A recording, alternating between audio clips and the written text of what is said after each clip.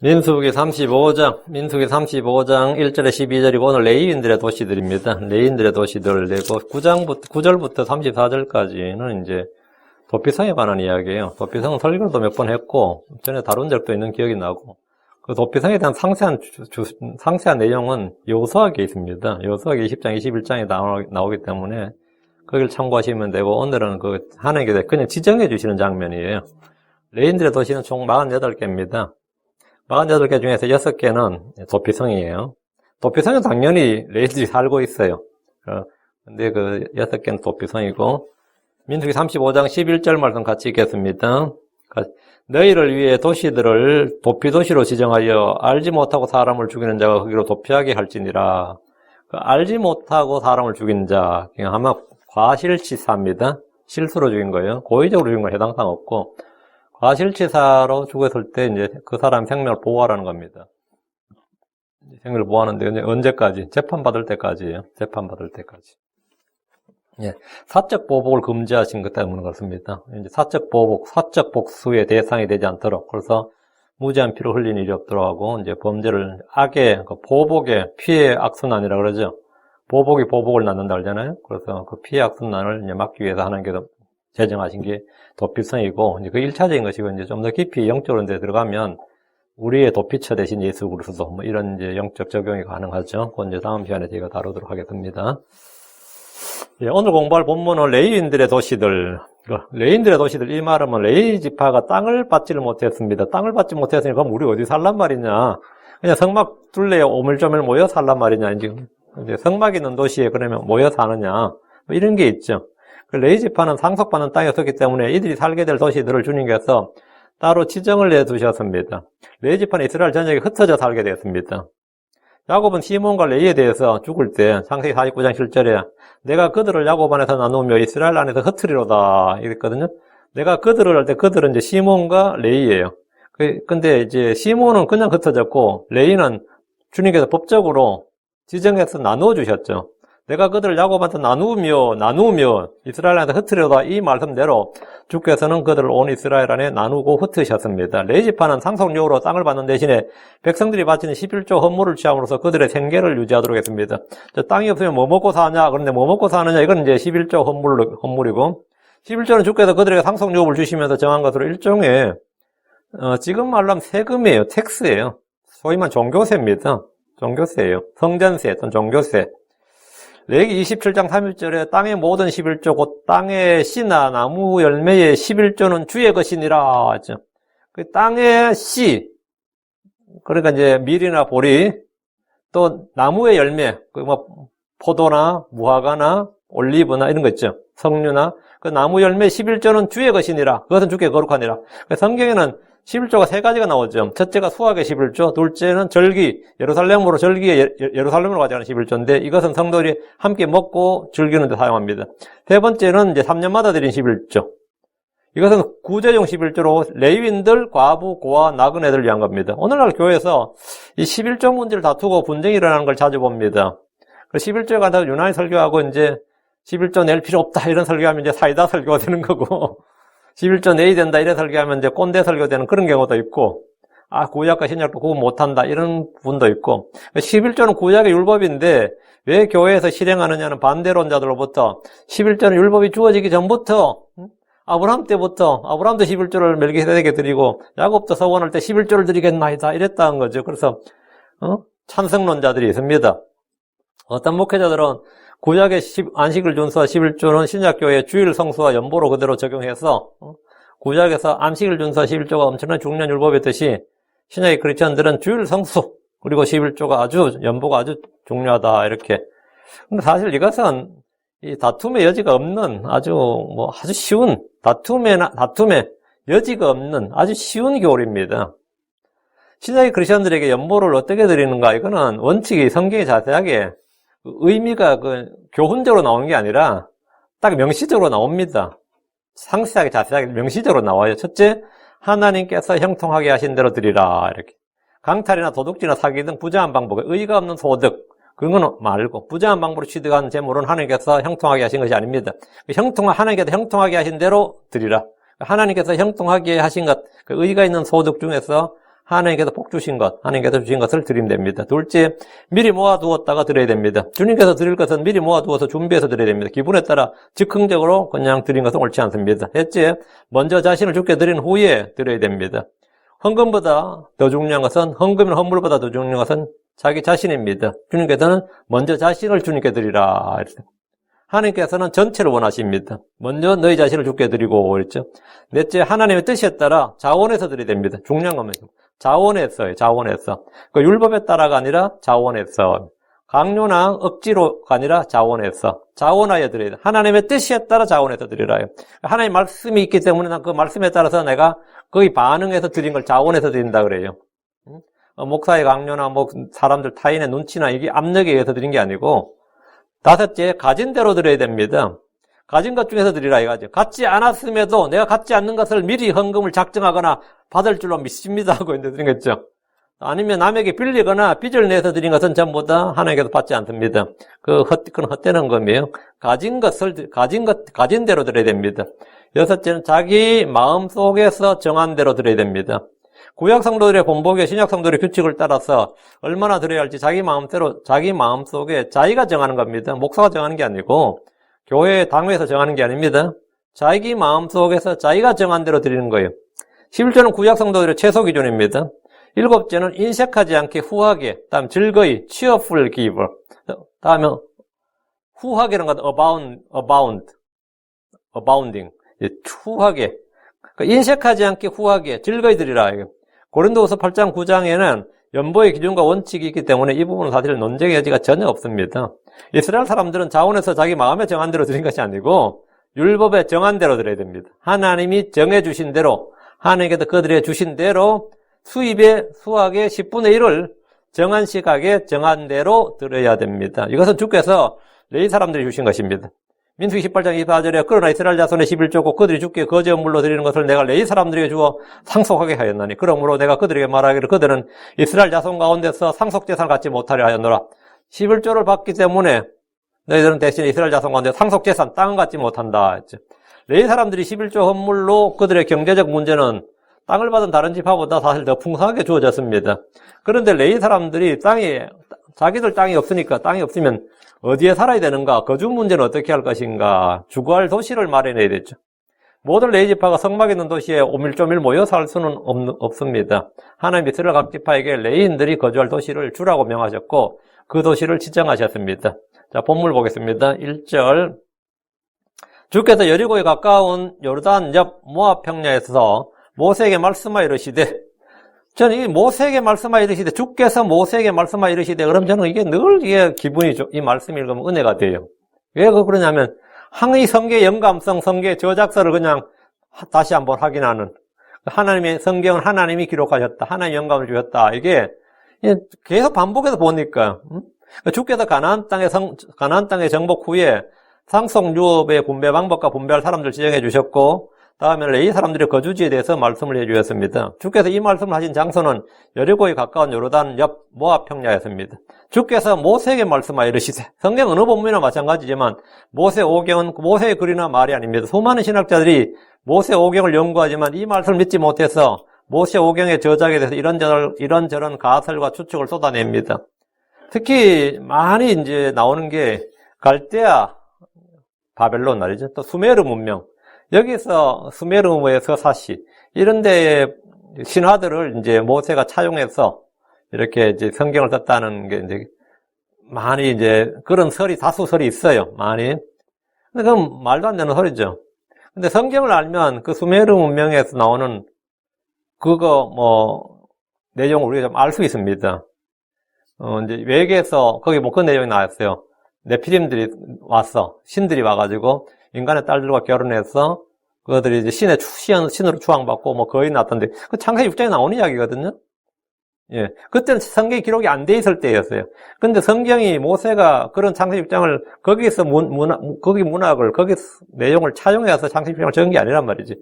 하나님께서 옛날에 그런 일들이 있었던 것을 전부 다 성경을 통해서 계시해 주신 거지. 그게 계시해 주신 거예요. 예를 들어서 어느 나라에 신화가 있고 신들의 이야기가 나오고 어디에 거인들의 이야기가 나오는데도 그건 전혀 이상한 게 아니에요. 그게 성경보다 먼저 나오는 이야기를 할지라도 성경보다 못난 하나님께서 그 실체를 기록한 게 뭐냐? 모세를 통해서 딱 기록해 준 거예요. 어디부터? 천지 창조부터. 처음에 하늘과 땅을 창조하셨느니라부터요. 모세오경에 기록되는 모세입니다. 그 저자는 주 하나님입니다. 모세오경은 수메르에서 시작된 어떤 신화나 전설이나 문학에서 나온 것이 아닙니다. 주께서 모세에게 말씀하여 이르시되, 이 반복되는 말씀은 성경의 저자를 가장 잘 보여주는 말씀입니다. 2절. 이스라엘 자손에게 명령하여 그들이 자기들 소유의 상속재산에서 레위 사람들에게 도시들을 주어 그 안에 거하게 하라. 또한 너희는 그 도시들 사방의 주변 지역을 레위 사람들에게 도시로 주어. 모세는 주의 말씀대로 이스라엘 자손에게 명령을 했습니다. 모세가 이스라엘 자손에게 준 명령은 모두 주의 명령입니다. 이스라엘 자손들은 모세를 통해 임한 주의 명령에 순종해야 됩니다. 모세의 명령, 모세의 법, 모세의 것이 아니라 주의 명령, 주의 법입니다. 마찬가지로 우리 주 예수 그리스도의 모든 말씀은 아버지의 말씀입니다. 사도 바울이 쓴 글들은 바울의 사상이나 신학이나 철학이 아니라 주의 명령들임을 알아야 됩니다. 고린도전서 14장 37절에 만일 어떤 사람이 자기를 대언자나 영적인 자라고 생각하든 그는 내가 너에게 쓰는 것들이 주의 명령들인 줄 인정할지니라. 로마서부터 빌레몬서까지는 너에게 쓰는 것들이 주의 명령들인 줄 인정할지니라. 모세는 주께 받은 말씀을 그들에게 명령으로 주었습니다. 그들이 자기들 소유의 상속재산에서 레위 사람들에게 도시들을 주라. 그 안에 거하게 하라. 이렇게 주께서 명령하셨단 말이죠. 12개 지파는 자기들 소유의 상속재산에서 몇 개의 도시들을 레위 지파에게 줘야 됩니다. 하나님은 모든 지파에 레위 지파를 둠으로써 그들에게 율법을 가르치고 주의 명령들을 지키도록 하는 임무를 주셨습니다. 레위 지파는 자기들이 가는 도시에서 재판관 역할을 합니다. 신명기 21장 5절에 레위 아들들인 제사장들도 가까이 올지니라 주 내 하나님께서 그들을 택하다 자신을 섬기게 하시며 또 주의 이름으로 축복하게 하셨나니, 이들이 한 역할이 뭐냐면 주를 섬기고 백성들을 축복한다고. 주의 이름으로 축복하게 하셨나니 모든 분쟁과 모든 싸움을 그들의 말에 따라 재판할 것이니라. 재판관 역할을 할지니라. 재판을 맡아라 말이에요. 모든 싸움과 모든 분쟁을 그들의 말에 따라. 왜? 성경 말씀을 따라 해야 되니까. 성경 말씀이 율법이니까 이들 말에 따라 재판하라고요. 그러니까 레위인들은 주를 섬기는 일뿐 아니라 주의 이름으로 백성들을 축복하고 모든 분쟁과 모든 싸움을 재판했습니다. 신명기 24장 8절 너는 나병에 대해 조심하여 레위 사람 제사장들이 너희에게 가르칠 모든 것에 따라 부지런히 지키고 또 행하되 곧 내가 그들에게 명령한 대로 너희는 지켜행할지니라. 여기 보면 레위 사람 제사장들이 너희에게 가르칠 모든 것에 따라 부지런히 지키고, 레위 사람 제사장들이 너희에게 가르치는 대로 부지런히 지키라고, 그리고 행하라고. 이들이 율법 교사고 재판장이죠. 재판관이란 말이죠. 내가 그들에게 명령한 대로 너희는 지켜행할지니라. 레위 사람들의 이런 역할로 해서 이스라엘 전역에 흩어져 살게 하신 겁니다. 레위 사람들에게 살 도시들을 주라는 것은 각 지파에게 주신 하나님의 복입니다. 사실 어느 도시에 우리가 지금 라미라다에 말이죠. 학교가 몇 개 있고 병원이 몇 개 있고 그러면 어때요? 또 마트가 몇 개 있고 안에 백화점이 있고 또 아니면 놀이시설이 있고 다들 도시에서 이게 좋은 골프장도 몇 개 있고 이러면 그 도시 주민들 좋아해요. 당연히 좋아하지. 예, 땅값도 오르고 또 사람들도 많이 왔다 갔다 하는 도시가 되고 살아있는 도시가 되잖아요. 죽은 도시가 아니라. 반면에 내가 사는 라미라다에 쓰레기 소각장이 들어오고 장례식장이 들어오고 교도소가 들어오고 어때요? 다들 사람들 싫어하지. 그런 걸 막 못 들어오게 하려고 또 로비하고 막고 그러잖아요. 싫어한다고. 근데 우리 도시에 교회들이 들어온다. 큰 교회가 들어온다.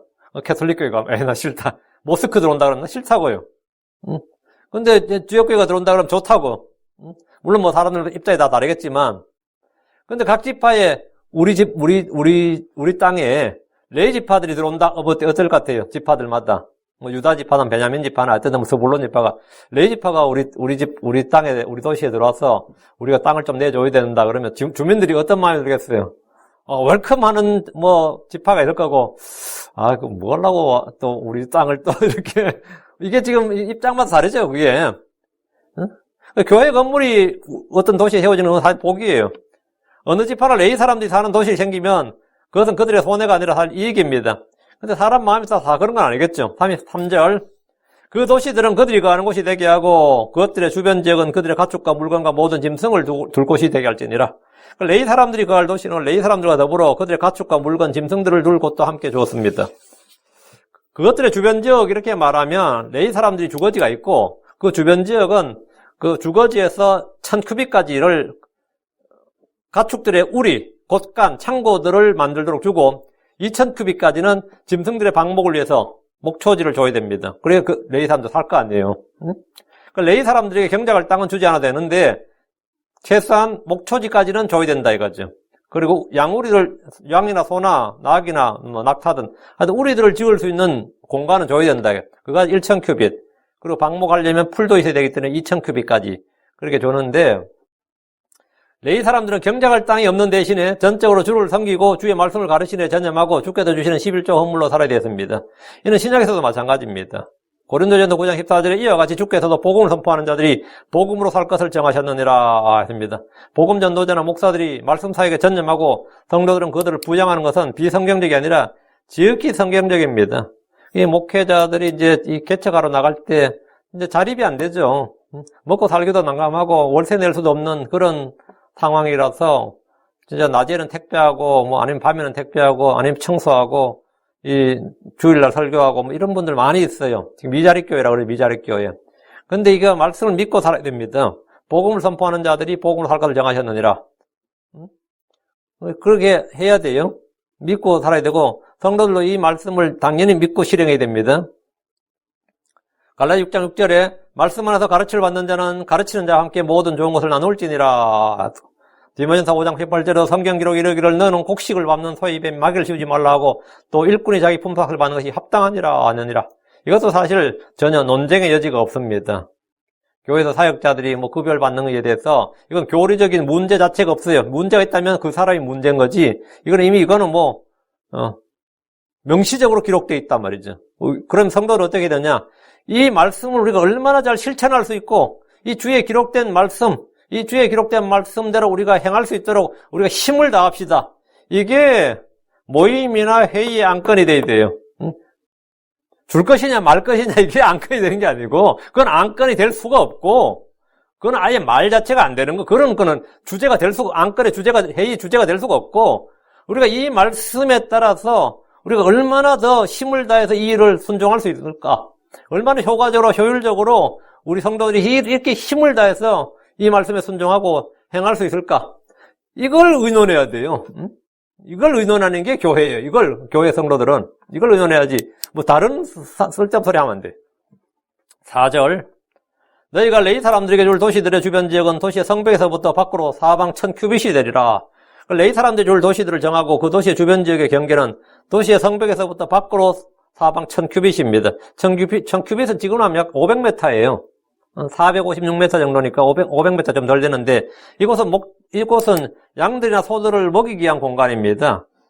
여기에 목초지가 있다 쳐도 여기는 주로 이제 우리를 지었죠. 그래 곳간을 짓고 레위파에게 주어진 양들, 소들, 염소들, 나귀들 같은 온갖 짐승들에게 땅이 필요하기 때문에 레위 사람들의 도시 외에 주거지 외에 좀 더 줘야 된다고요. 그 도시의 주변 지역을 주게 하셨습니다. 1000큐빗 안에는 축사나 창고를 지었습니다.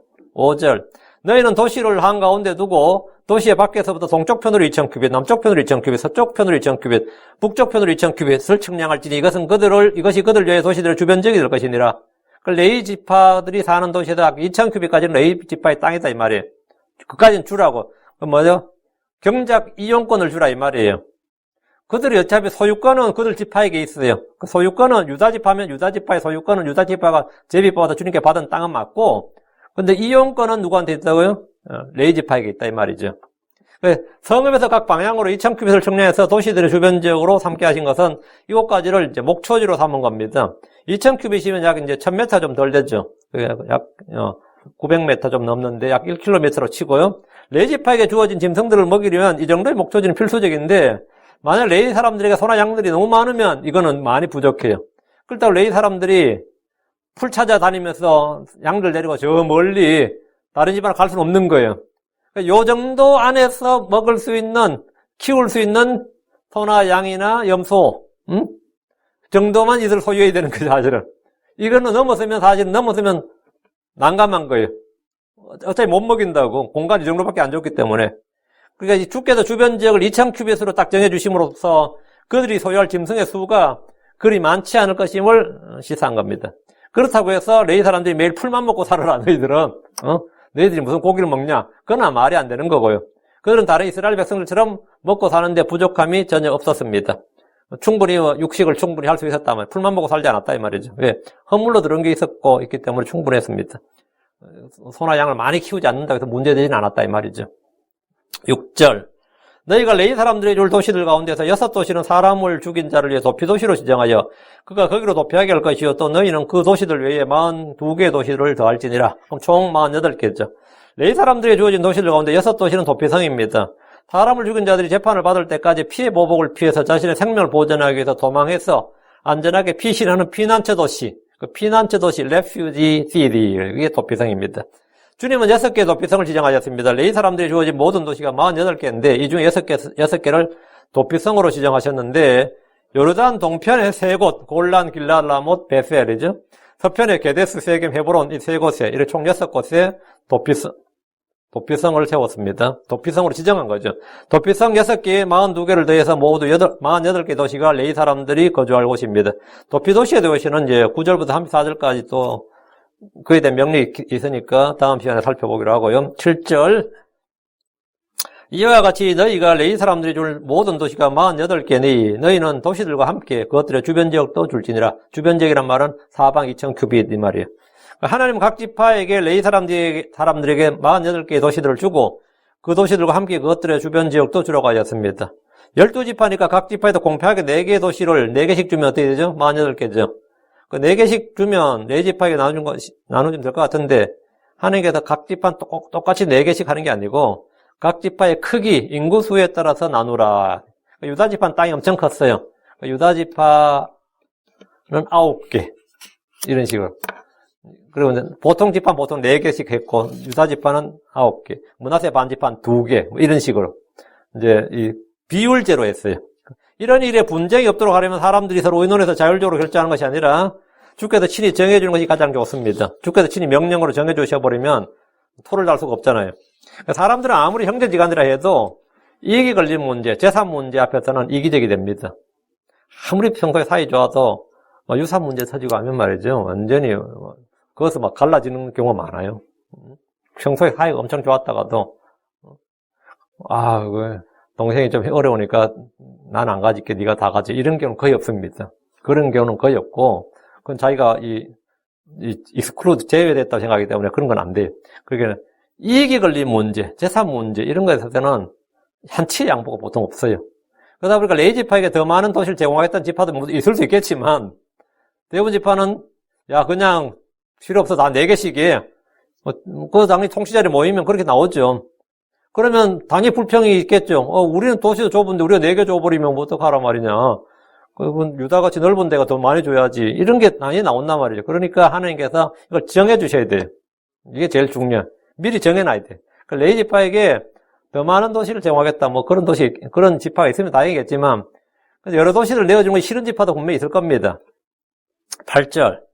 너희가 이스라엘 자손의 소유에서 취해 도시들을 줄 때에 많이 가진 자에게서는 많이 취하여주고, 적게 가진 자에게서는 적게 취하여줄지니 그 사람이 자기가 상속받는 상속 재산에 따라 자기 도시들 중에서 레위 사람들에게 줄지니라. 이 아주 8절의 중요한 원리. 비율제라는 거죠. 비율제다. 그러니까 레위 사람들에게 도시들을 나누어 줄 때 많이 가진 자에게는 많이 취하여주고 적게 가진 자에게는 적게 취하여주라고 하신 것은 비율제, 비례성, 형평성을 고려한 것입니다. 우리 교회에서 헌금한 것도 똑같은 겁니다. 각자 자기가 원한 대로 자기가 자발적으로 후하게 마음에 자기가 정한 대로 하나님께 형통하게 한 대로 다 말했지만 사실은 거의 비율제란 말이죠. 11제도 사실 비율제고요. 유다 지파는 넓은 땅을 받았습니다. 그럼 가장 많은 도시를 제공해야 됩니다. 단 지파와 베냐민 지파는 좁은 땅을 받았습니다. 도시들을 내어줄 때 그들의 형편에 맞게 내어주라 이겁니다. 레위 사람들의 도시들을 내어주는 것은 율법교육과 재판, 하나님을 섬기는 데 많은 유익을 얻을 수 있는 기회를 부여받는 겁니다. 당시 인구조사에서 레위 사람들의 수요가 23,000명이었습니다. 이 말은 20세에서부터 60세까지 23,000명이었다. 그렇다면 여자들과 아이들, 노인들 포함하면 적어도 한 가정에서 20세부터 60세까지 남자를 하면 노인, 아니 그보다 아래 여자 그렇게 많지는 않겠지만 그럼 2배로 하면 5만 명이 되겠죠. 23,000명이 2배면 46,000이니까 약 5만 명 정도 될 것 같고, 아니, 뭐, 더 있을 수 있다. 이래 되면 뭐, 많이 잡아 10만 명 정도 됐을 겁니다. 레이지파가. 그럼 이들이 48개 도시에 흩어져 살게 되면, 각 도시에서는 뭐, 적게 잡으면 한 1,000명, 많게는 2,000명 정도. 그러니까 그렇게 많은 레이 사람들이 사는 건 아니죠. 예. 그 정도 사람들이 살게 됩니다. 이분은 여호수아기 21장에서 각 지파가 내어준 도시 이름들이 잘 나옵니다. 아론 자손이 받은 도시는 헤브론, 림나, 앗딜, 에스드모아, 홀론, 느빌, 아인, 유타, 베세메스, 기본, 게바, 아나돗, 알몬이고, 고핫 자손이 받은 도시는 세겜, 게스엘, 깁사임, 베도른, 엘드게, 기브론, 아얄론, 가드림몬, 다낙이고, 게르손 자손이 받은 도시는 골란, 가시온, 디브랏, 야르못, 언감님, 미살, 압돈, 헬가, 루홉, 게데스, 함못돌, 가르딘. 그리고 무라리 자손이 받은 도시는 용남, 가르다, 딥나, 나알라, 베텔, 야하스, 그데목, 무바, 라못, 미아나임, 헤드본, 야셀. 이렇게 아셀, 이렇게 나오는데, 제가 다 찍었는지 모르겠네요. 48개인지 모르겠는데, 이게 여호수아기 21장에 나오는 이야기예요. 근데 유다 지파, 시몬 지파와 베냐민 지파에서 13개 도시, 에브라임 지파와 단 지파, 므낫세 반 지파에서 10개 도시, 이스라엘 지파와 아셀 지파와 납달리 지파에서 13개 도시, 루벤 지파와 갓 지파, 스불론 지파에서 12개 도시를 줬습니다. 각 지파별로 보면 유다, 시몬은 이제 시몬 유다 땅 안에 있으니까 유다 지파, 시몬 지파가 9개 도시를 줬고요. 베냐민과 에브라임, 단, 므낫세, 이스라엘, 아셀, 루벤, 갓, 스불론 지파가 각기 4개씩, 그리고 납달리 지파는 3개 도시를 줬습니다. 여기서 많이 가진 자에게는 많이 취하여주고 적게 가진 자에게는 적게 취하여주라는 주의 말씀은 우리에게 주는 교훈과 경고가 있습니다. 하나님은 만나를 내려주실 때 모두에게 똑같이 주셨습니다. 남자나 여자나 어린이나 아이나 다 한 사람에게 뭐라고요? 1호멜이에요. 뭐 덩치 큰 사람은 더 많이 먹고 그게 없으면 무조건 1호멜이에요. 출애굽기 16장 17절 18절에 이스라엘 자손이 그와 같이 하여 거두되 많이 거두는 자도 있었고 적게 거두는 자도 있었으나 오멜로 그것을 데워보니 많이 거둔 자도 남지 아니하고 적게 거둔 자도 모자라지 아니하여 그들이 각각 자기가 먹을 만큼 거두었더라 했죠. 그러니까 만나는 거두어서 당일에 다 먹어야 되고 그 다음날까지 남겨둬서는 안 됩니다. 사람들은 거둔 만나를 저장하거나 모아둘 수 없었습니다. 주님은 모두에게 균등하게 주셨습니다. 그러나 어떤 것은 정량제가 아니라 비율제입니다. 어떤 사람에게는 많이 주시고 어떤 사람에게는 적게 주십니다. 이것은 하나님의 차별이 아닙니다. 주님은 사람들의 능력에 따라 달란트를 다르게 나누어 주었습니다. 마태복음 25장 15절에 그가 하나에게는 5달란트를 다른 하나에게 2달란트를 다른 하나에게 1달란트를 주되 5, 2, 1이죠. 사람들이 똑같이 다 5달란트 준 게 아니라 한 명에게는 5달란트, 하나는 2달란트, 하나는 1달란트 줬다고요. 각 사람에게 그의 개별적인 능력에 따라 주고 즉시 여행길을 떠나니라. 여기 보면 주님이 줄 때 각 사람이 그의 개별적인 능력에 따라 줬다 이래 돼 있어요. 사람들 중에는 주께 많은 걸 받은 사람들이 있습니다. 우리는 쉽지 않게 탁월한 능력과 재능을 가진 사람들을 주변에서 많이 볼 수 있습니다.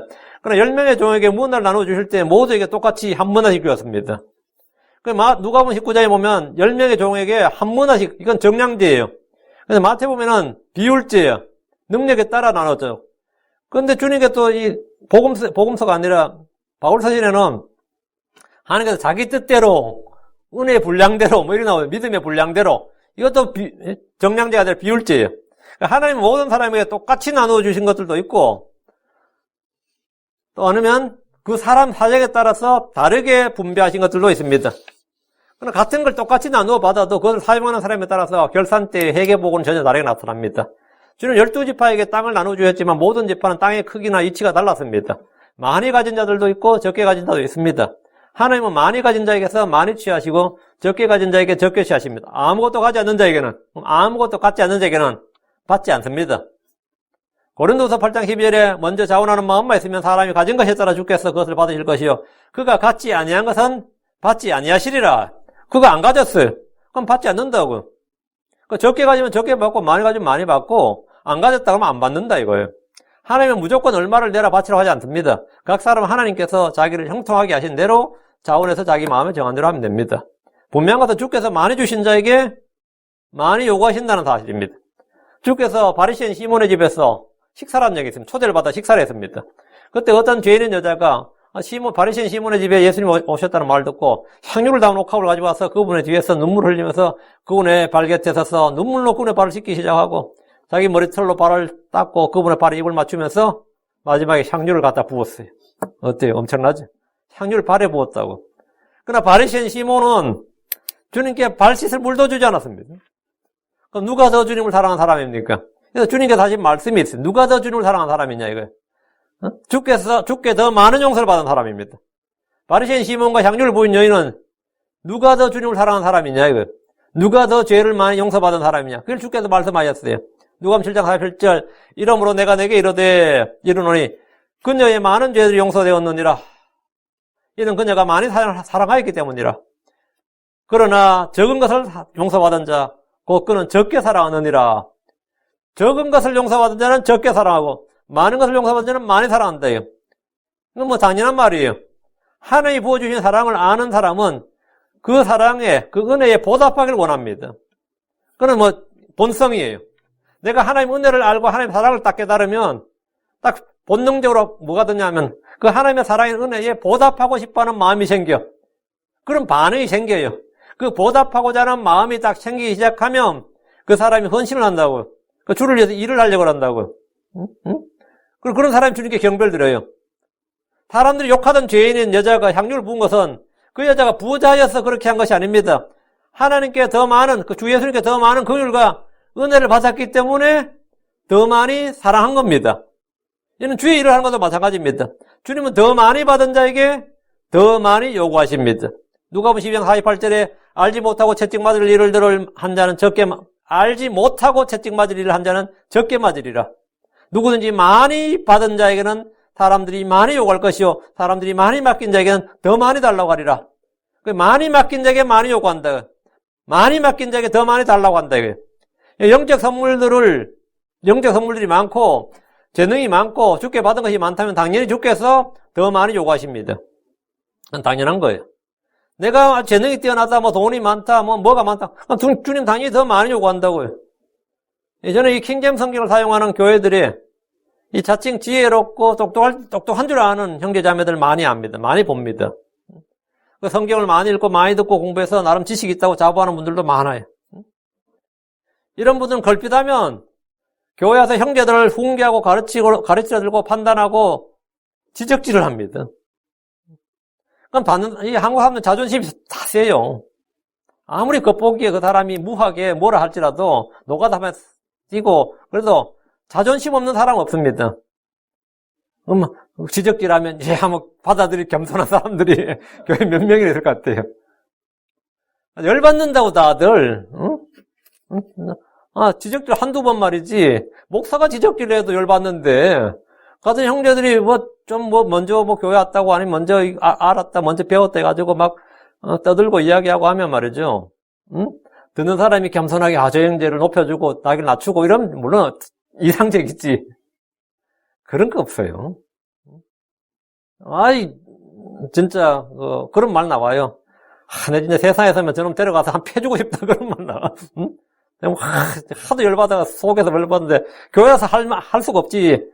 진짜 내가 세상에 서면 쟤 어디 데리고 가서 좀 신나게 패주고 싶다.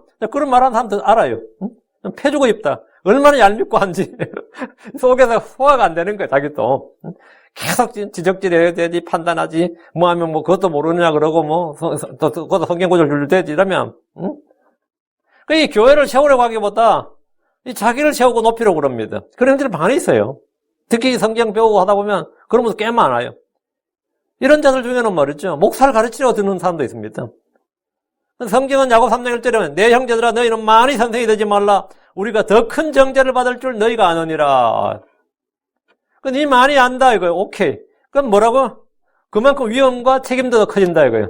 더 많이 정죄를 받을 줄 너희가 아느니라. 많이 안다고 생각하면 마땅히 더 많이 선언하고 더 열심히 교회를 세운 일에 힘써야 됩니다. 말만 하고 행하지 않는 자는 죽은 믿음의 소유자고 위선자입니다. 말씀 23장 3절에 그러므로 무엇이든지 그들이 너희에게 지키라고 명하는 모든 것은 지키고 행하되 그들의 행위대로 하지 말라. 그들은 말만 하고 행하지는 아니하느니라. 그들은 말만 하고, 바리새인들이 한단 말이에요. 그들은 말만 하고 행하지는 않는다. 그들은 지식의 열쇠를 가졌음에도 불구하고 아무것도 행하지 않았습니다. 주님은 많이 받은 자에게 많은 것을 요구하십니다.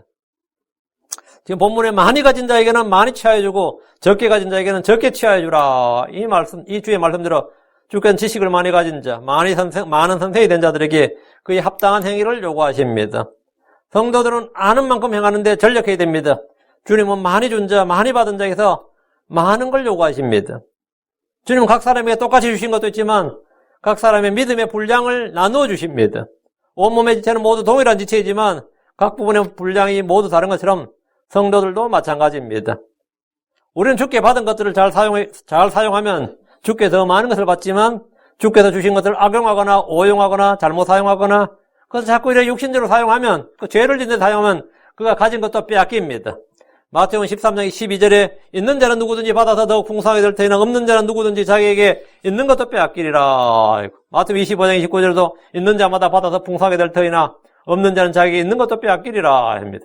하나님은 각 사람에게 은혜의 선물을 주셨습니다. 에베소 4장 7절에 그러나 주께서 우리 각 사람에게 그리스도의 선물의 분량대로 은혜를 주셨느니라. 주님께 선물의 분량대로 주셨다고. 각자 받은 선물들을 주의 뜻대로 잘 사용할 때 더 풍성하게 받게 됩니다. 많이 가진 자에게는 많이 취해주고 적게 가진 자에게는 적게 취해주라는 말씀은 뿌린 대로 거둔다는 원칙과도 일치합니다. 9절입니다. 주께서 모세에게 말씀하여 이르시되 주께서 모세를 통해 이스라엘이 해야 될 일을 차례대로 제시해 주시고 명령하셨습니다. 주께서 모세에게 말씀하신 대로 모세는 신실하게 이스라엘에게 그 말씀을 전했습니다. 우리는 대언자들이나 사도들이 한 말씀을 주의 명령으로 받고 믿음으로 순종해야 됩니다. 주께서는 사람의 이성이나 지시로 알 수 없는 이전 역사와 앞으로 다가올 일들을 미리 말씀해 주셨습니다. 땅의 일들 외에 하늘의 일들을 알려주셨고 그리고 땅 아래의 일들도 말씀해 주셨습니다. 이 세상의 일과 다가올 일들도 말씀해 주셨습니다. 만약 성경이 없었으면 내가 어떻게 해서 태어났는지, 내가 어디서 왔는지, 내가 또 이렇게 살다가 지금 내가 어디로 가는지, 이후에 어떻게 되는지 모르죠. 성경을 아니까 우리는 내가 갈 곳을 환히 알고 있잖아요, 지금. 응? 내가 어디로 가는지도 알고 있고, 누구와 함께 있을지도 알고 있고, 앞으로 무슨 일이 있을지도 환히 알고 있잖아요. 이걸 누가 가르쳐줘요? 하나님의 말씀은 성경 아니고, 주께서 말씀하 이르시되, 주께서 말씀해 주시니까 아는 거지. 이게 과학자들이 알 수 있는 거예요? 아니면 누가 알 수 있는 거예요? 아무도 몰라요.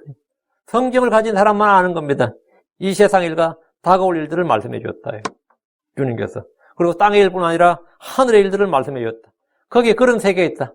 요즘 과학자들이 하는 일이 뭐예요? 그 가상세계라죠. 가상현실. 이 오프라인에 지금 현실 세계 있고 가상현실이 요즘 그게 동의 되니까 온라인 세계라 온라인 세계. 실제로 온라인 세계예요. 그건 화폐도 이제는 가상화폐라잖아요. 가상화폐가 엄청나더라고요. 비트코인, 그런 거 다 실제 화폐가 아니다고요. 가상화폐인데, 실제 화폐만큼은 더 가치가 있단 말이죠. 응? 이게 현실과 가상이 막 지금 기본복이 되면서 이게 현실에 영향을 막 미치는 거예요. 그런데 크리스천들은 옛날부터 가상현실이 아니라 영적현실이라는 게 있었어. 현실이 있고 뭐가 있었다고요? 이 영적현실이라는 게 있었어요. 영적현실이라는 게. 현실 세계가 있고, 눈에 보이는 이 물질 세계가 있고, 무슨 스피리추얼 월드가 있었다고, 영적 세계가 있었다고. 언제부터? 처음부터 있었어요. 그리고 우리는 그 세계를 알고 있었다고. 우리 그 영적 세계 알고 있었고, 영적 세계가 현실 세계와 가상 세계가 컴퓨터 온라인과 오프라인의 만남 이 정도 결합인지 모르겠지만 크리스천들에게 이 현실 세계와 영적 세계는 뭐라고요? 그보다 훨씬 더 리얼 월드지. 우리에게 영적 세계란 것은 그건 가상이 아니야. 리얼 월드라고요. 이건 트루 월드라고. 진짜 세계라고요. 우리에게 이 하늘이라는 것이 꿈속에 꿈꾸는 우리가 가상, 많은 장로교인들에게 하늘은 꿈꾸는 세상이야. 이게 실체가 없어요. 근데 이 성경대로 믿는 크리스천들에게는 하늘이라는 것은 이 땅이 우리 눈에 보이니까 마찬가지. 이건 리얼, 그냥 현실 세계예요. 내가 갈 현실 세계라고. 이게 현실로 안 와닿는다 그러면 그거는 그 믿음이 없는 거예요. 그 불신이에요. 이건 생생한 현실이에요. 이게 진짜 메타버스지. 이거야말로 정말 메타버스다. 유니버스가 아니라 메타버스다. 예. 자, 10절입니다. 이스라엘 자손에게 말하고 그들에게 이르라. 너희가 요르단을 건너 가나안 땅에 들어가거든. 주께서 모세에게 이스라엘 자손에게 말하고 그들에게 이르라고 하셨습니다. 주께서는 자신의 대언자들에게 말씀을 주신 것은 백성들에게 이르라, 말씀하라, 선포하라 이거죠. 가르치라 이거예요. 주께서 우리에게 말씀을 주시는 것은 우리에게 말씀을 선포하라, 가르치라, 전하라 이거예요. 크리스천들은 모두 주께 받은 말씀을 선포할 의무가 있습니다. 너희가 요르단을 건너 가나안 땅에 들어가거든 했죠. 이 주의 말씀이 대상과 세대가 있다는 사실을 분명하게 알려주는 겁니다. 가나안 땅에 들어가거든 이 말씀이라고 effective 효과가 있다고 valid라고 유효하다고. 가나안 땅에 안 들어가면 당연히 이 뒤에 명령은 의미가 없는 거예요. 그러니까 이스라엘은 이집트에서 안식일이나 음식규례나 절기를 지킬 수 있어요, 없어요? 없지. 아브라함이 안식을 지켰겠어요? 당연히 안 지켰지. 안식교들은 지켰다 그러지만 안식교들이 뭐라 주장하든 간에 아브라함이나 이삭이나 야곱이 아니 12족장이 안식을 지킬 일은 없지 당연히. 창세기부터 안식일 나오잖아요. 그래 봐야 쓸데없는 소리고 그건 지킬 수가 없어요. 음식규례 당연히 지킬 수가 없지. 하나의 말씀이 기록되어 있어도 세대별로 대상별로 이 적용은 다르다는 거지. 가나안 땅에 들어가지 못하면 가나안 땅에 들어가거든 지켜야 될 율법은 당연히 안 되는 겁니다. 왜 이스라엘 땅, 이집트 땅에서는 당연히 안식일은 음식규례나 절기를 지킬 수가 없고 그때 율법을 받지도 않았거니와 율법이 있다 해도 지킬 수가 없어요. 그 말은 뭐냐? 그들은 바빌론이나 페르시아나 그리스나 로마에 갔을 때 지킬 수 있다 없다? 없어요. 없습니다. 절기를 어떻게 지켜요? 당연히 없지. 그러니까 미국이나 영국에서는 당연히 없습니다. 율법을 실행할 수가 없어요. 왜? 신정 통치국가 아니라고. 가나안 땅에 들어가거든 가나안 땅에서 지킬 거라고. 그러니까 이스라엘은 광야에서 음식이나 절기를 지킬 수가 없습니다. 비록 시내사에서 율법을 받았지만 그 율법을 받았다 하더라도 이스라엘이 광야에서 11조를 낼 수는 없습니다. 낼 수 있어요, 없어요? 당연히 없죠. 땅도 나누지 않았는데, 땅도 받지 않았는데. 그건 아직 땅을 받지 않았고 땅에 수확물이 없었기 때문입니다. 모든 율법이 모든 세대, 모든 사람들에게 동일하게 딱 일괄적으로 적용되는 것이 아니다 이 말입니다. 율법의 실행은 이스라엘이 가나안 땅에 들어가면 그들은 모세를 통해 주께서 하신 말씀을 기억하고 행해야 됩니다. 그럼 이스라엘이 가나안 땅에 들어가거든 해야 되는데 이스라엘이 가나안 땅 밖으로 쫓겨나면 어떻게 되죠? 그 바빌론이나 페르시아나 그리스나 로마 등에서는 당연히 율법의 실행이 불가능합니다. 성전 제사 자체가 드릴 수가 없어요. 그 가나안 땅에서만 가능한 일이라고. 모세 율법이 그렇다면 신약시대 이방인 크리스천들에게는 어떻게 될 것 같습니까? 지금 요게 문제야.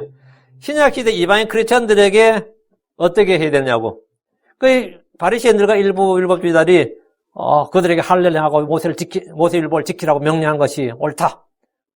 그때 그게 진짜 맞다면 바나바나 바울 사도는 논쟁할 필요가 없지. 그건 당연한 소리지. Absolutely true 이랬겠죠. 근데 막 싸웠다고. 그 말은 뭐죠? 그게 아니다 말이지. 그 싸우는데 이 바울과 바나바의 말이 씨가 안 먹히는 거예요. 그 성도 교회가 결정이 뭐죠? 예루살렘 올라가 보라는 거죠. 예루살렘에서 받아서 결정해 오라는 거지.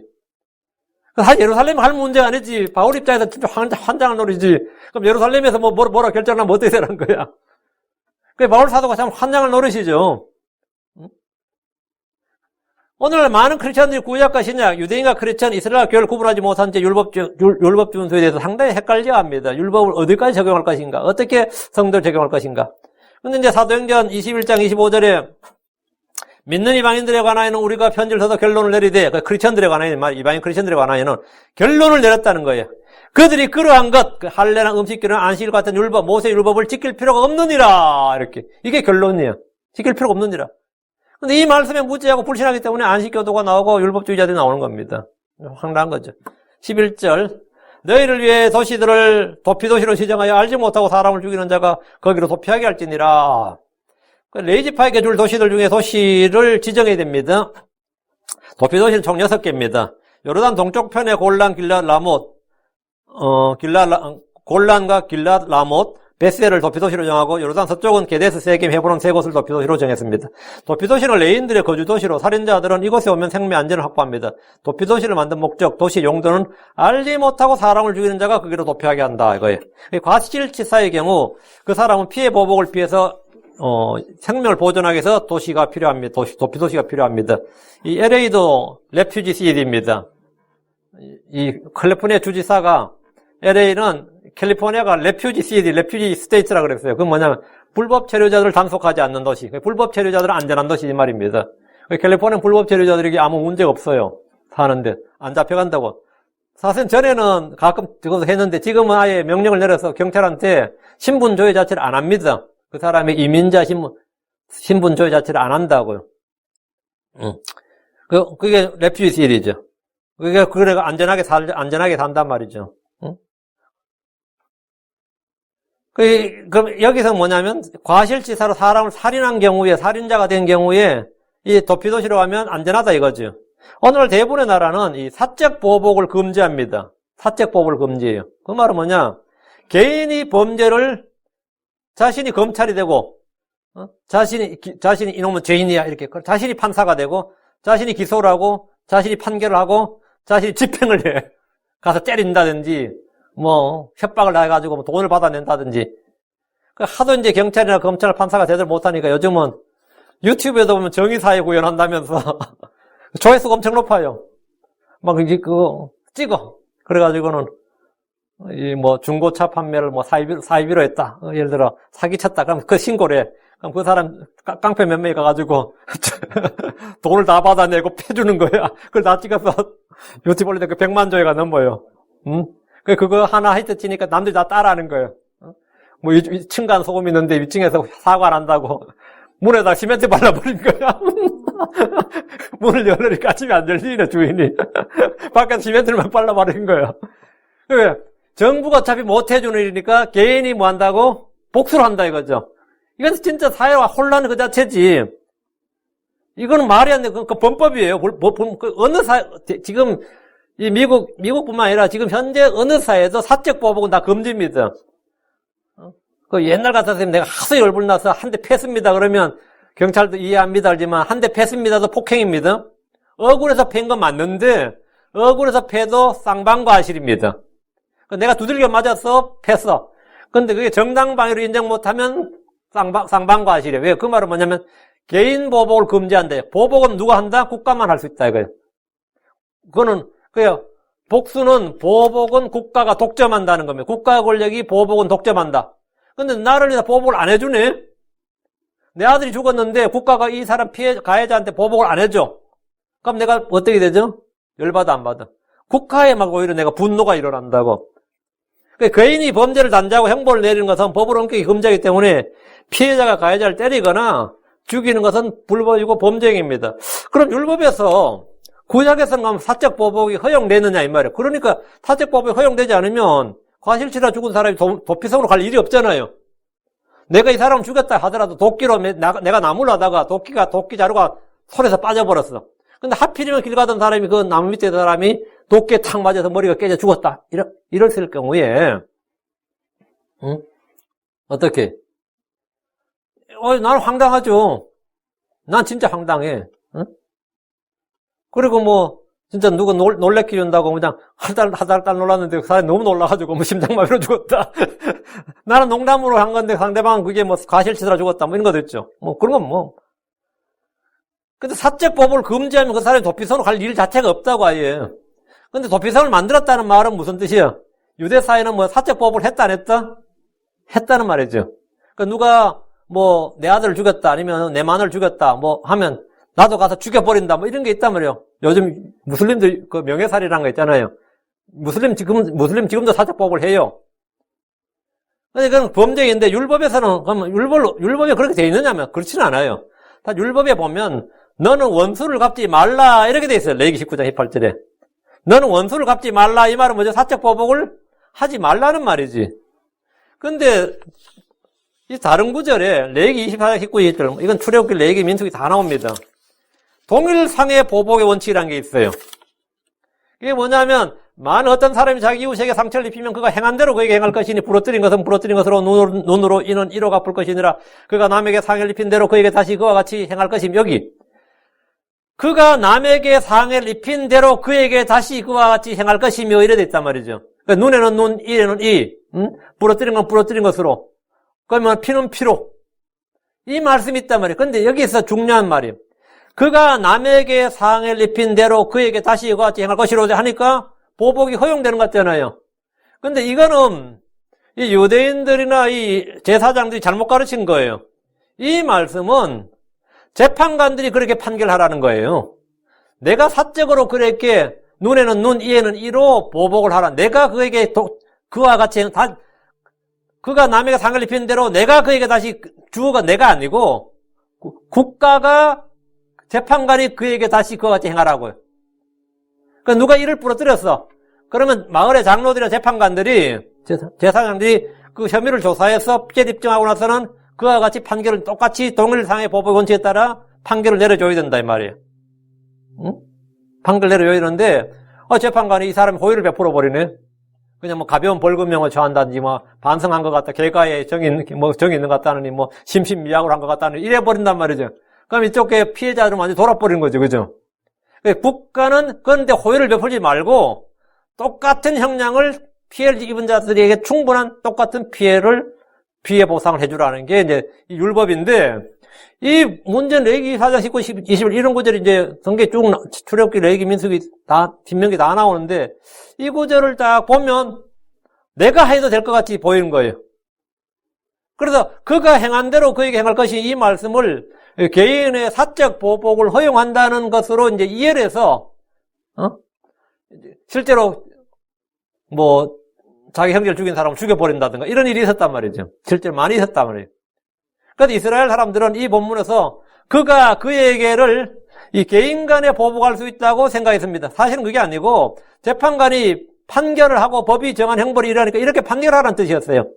그 살인의 경우에 피해자의 가족은 원수를 갚는 것이 합당한 의무인 것처럼 생각했는데 원수를 갚으면 안 되고 재판관이 그 사람에게 사형을 내려야 된다고요.